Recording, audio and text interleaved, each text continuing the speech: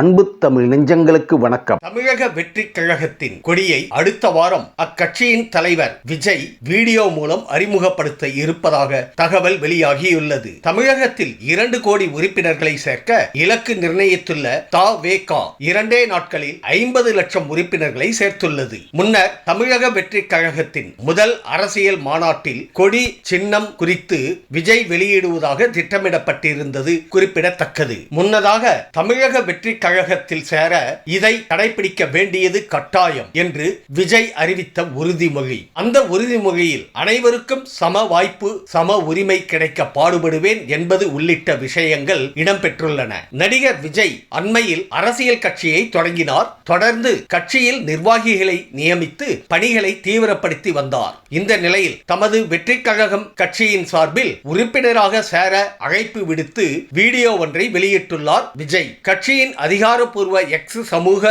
வலைதள பக்கத்தில் அந்த வீடியோ பதிவிடப்பட்டுள்ளது. அந்த வீடியோவில் பேசியுள்ள விஜய், இது எங்களுடைய ஐடி கார்டு, தமிழக வெற்றி கழகத்தின் உறுப்பினர் அட்டை. நான் எடுத்துக்கொண்டேன். பிறப்புக்கும் எல்லா உயிர்க்கும் என்ற அடிப்படை சமத்துவ கொள்கையை பின்பற்றி வரப்போகும் சட்டமன்ற தேர்தலை நோக்கி என்னுடைய பயணத்தில் இணைந்து மக்கள் பணி செய்ய நாங்கள் ஏற்கனவே வெளியிட்ட கட்சியின் உறுதிமொழியை படியுங்கள். உங்களுக்கு பிடித்திருந்தால் நீங்கள் விருப்பப்பட்டால் உறுப்பினராக சேருங்கள் என அதில் அவர் பேசியுள்ளார். நமது நாட்டின் விடுதலைக்காகவும் நமது மக்களின் உரிமைகளுக்காகவும் தமிழ் மண்ணில் இருந்து தீரத்துடன் போராடி உயிர் நீத்த எண்ணற்ற வீரர்களின் தியாகத்தை எப்போதும் போற்றுவேன். நமது அன்னை தமிழ் மொழியை காக்க உயிர் தியாகம் செய்த மொழிப்போர் தியாகிகளின் இலக்கை நிறைவேற்றும் வகையில் தொடர்ந்து பாடுபடுவேன். இந்திய அரசியலமைப்பு சட்டத்தின் மீதும் இறையாண்மை மீதும் நம்பிக்கை வைத்து அனைவருடன் ஒற்றுமை, சகோதரத்துவம், மத நல்லிணக்கம், சமத்துவம்